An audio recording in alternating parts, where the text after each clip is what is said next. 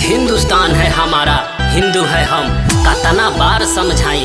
अरे दोगला पाकिस्तानी, जब ले तहनी के पीछे 3 गो किली न ठोकाई। ई बात तहनी के समझ में ना आई, ई बात तहनी के समझ में ना आई। सुतल शेर तू जगाई दिल जान के, बचाई लेंगे तोरा पूरा पाकिस्तान के।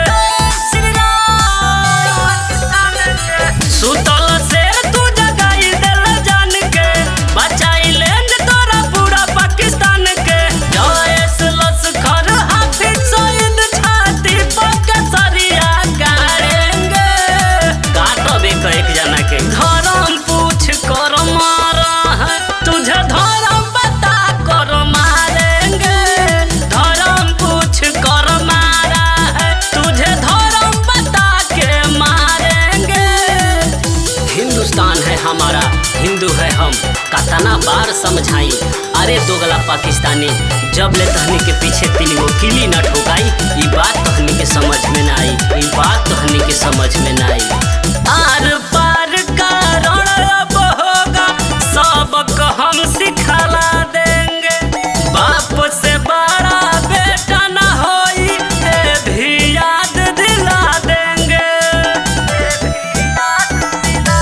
पड़ेगा भारी एक दिन, पाकिस्तान हो चाहे चीन। सार मारब बम घसेटम ज्यादा। हनुमान हम बन करके रावण का लंका जारेंगे।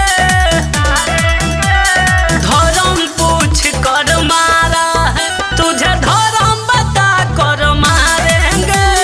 धर्म पूछ कर मारा है तुम्हें, धर्म बता कर मारेंगे। मर्द जहाँ खड़ा होला वो जा काम हथियार ना करेला। अरे मुला पाकिस्तानी, इस शेर के शिकार कबो सियार ना करेला, कबो सियार ना करेला। ना कसस ना